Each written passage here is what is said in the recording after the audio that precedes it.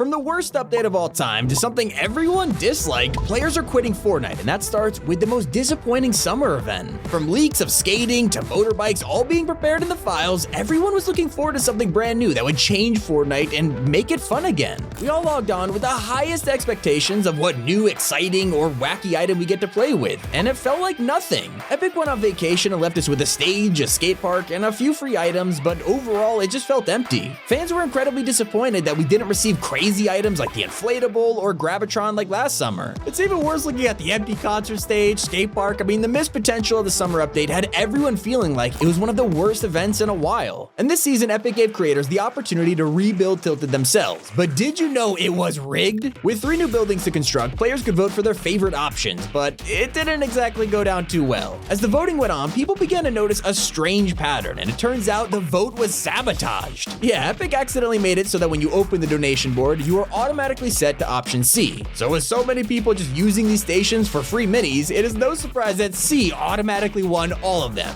People were outraged, so Fortnite addressed the issue for future events, but it looks like the Block 2.0 will go forward with option C. Season 1 gave us Spidey's web shooters. They were a huge hit, becoming one of the best mythics of all time, but of course, they were also kinda overpowered. From being able to swing into a fight and third party to escape enemies with ease, some people found them a little annoying as well. With the removal in Season 2, a lot of people were wondering if we'd ever see something like it again, and sure enough, Epic was prepared with the Grapple Glove. They made some changes allowing us to slide and jump between swings, but reduced the charges from 80 to 30? I mean, hey, I'm still grateful we even got this thing. We only had to wait 1 season for the Grapple Glove, but it is nothing compared to how long we've been hoping for Family Guy. With the first hint found all the way back in Season 5, we are now over a year later, and people are still asking when they'll see Peter in their locker. Now we're still getting more clues from Epic, so it's looking like we might just see this in Season 4. And while Darth Vader might be one of the most anticipated collabs ever, it doesn't mean it's perfect. Everyone loved the idea, but even before the season started, players began to joke about what the pickaxe might be. With Epic keeping the lightsabers for gameplay, we eventually ended up with the Imperial Spoon.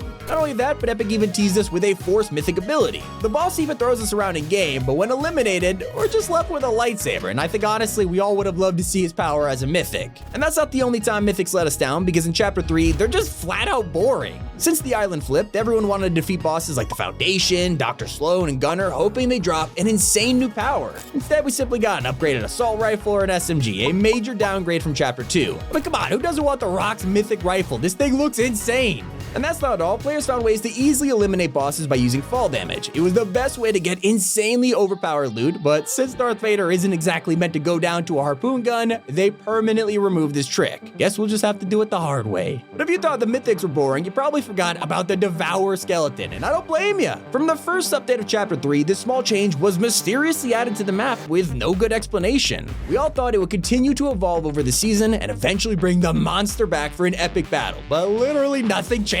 You probably wish you forgot about the drum shotgun though. From terrorizing players back in Chapter 1, it returned for the first time in Season 2, and it was just as powerful as ever. It instantly ruled the loot pool, leaving players defenseless, especially at zero build. Now, thankfully, we only had to put up with it for 1 season because Epic was pretty much forced to remove it. But you gotta be careful what you wish for, because the Vault also took our most beloved addition. Colombo was only with us for less than a season, but in that short time, everyone fell in love with him. When Season 2 arrived, he was nowhere to be seen, and it left us wondering, would we ever see him again? Epic then teased more Colombo mounds and even a skull, so hopefully I'm not the only one thinking this isn't the end. Fortnite also took the MK7 from us. It was the first red dot style weapon in the game and insanely fun to use. We were able to bring it back in Season 2 with the funding stations, but Epic nerfed it into the ground before it was finally removed again in Season 3. Something that Fortnite will never vault is collabs. It's now reached the point that over 50% of cosmetics being released are from movie franchises, popular games, even real life. And while most of the community are begging for things like Stranger Things, Marvel, and more, a lot of people are starting to hate the fact that original skins are now being lost more than ever. Epic may be relying on collabs, but the loopholes of Chapter 3 have also left players with only one option, and that is SMGs. With the new weapons added, shotguns were completely reworked and are more balanced than ever, which seems like a great fix until you realize how OP the spray meta became. The Stinger SMG has ruled the chapter so far, even after several nerfs, which has left a lot of players frustrated at how it's practically impossible to win without one. And so Epic's response to the situation wasn't to remove them, but to scrap building. After the IO invaded, we were unable to build for 2 whole weeks, causing everyone everyone to completely relearn how to play. It was only temporary, but players who practiced for years to master their skills weren't exactly too happy about being forced to play without it. From one controversial feature to the next, reality saplings were added in Season 3, allowing us to literally grow our own loot. Yeah, it became as overpowered as it sounds, and it wasn't long before people complained about how every game was all gold loot. Epic decided to nerf it, making it so there's only one legendary fruit per tree, and they're not as exciting now, but let's be real, it was a much needed change. However, I don't think anyone really complained about snipers being overpowered. We all love the bolt and heavy and the possibility of one-shotting your opponents, but Epic nerfed it anyway and gave us the Hunter Bolt Sniper. The community was super quick to hate on it with a low damage and weak headshot, but even with the unvault of the heavy, they'll never be as good as they once were, so subscribe if you want the old snipers back. Let's make a movement here. Other than that, most people love the start of Chapter 3, but once Season 2 came along, it had a lot of problems. The map changes were extremely lackluster, and 3 months of it felt repetitive, with simple blimp crash sites and 7 reclaimed POIs. On top of that, instead of fun new items, Epic left the content down to funding stations to vote on old items to unvault. The season also made the AI more annoying than ever, with countless IO guards at every single location. I mean, it was impossible not to run into them. Don't even get me started on the tanks too. Additions like these could be hated, but something a lot of players enjoyed was the shakedown feature. Added in Chapter 2, it changed up the gameplay and made it so players weren't able to hide and run away from every single fight. With the release of Chapter 3, it was left behind, and we haven't been able to do it since. Another thing you can't do anymore is catch a llama. The introduction of zero build mode has meant that boxing them just isn't possible anymore. Instead, you'll be left chasing it around the map just for some extra ammo. I mean, it even affected healing. With no wood to collect, it is impossible to stoke campfires anymore, making this a change most players hated. But nothing hurt the community as much as the removal of Fortnite's most iconic weapons. The pump and scar have always been staples in the game, and Chapter 3 was the first time they had both been removed at once. We all managed to move on until Epic began rubbing it in our faces, letting us use them in the live event, and then never again. I mean, talk about salt in the wound. Something that left more players feeling betrayed was the terrible XP. The battle passes were nothing to complain about. In fact, they have been some of the best ones we've seen, meaning even more people wanted to reach level 100, only to find out how much of a grind it is. We all asked for an increase, only to find out they nerfed it even more the following season. And just like XP, we were all patiently waiting for the Daily Bugle to change. After Season 1, many players were predicting what would appear next, and if it would be a different collab POI each time.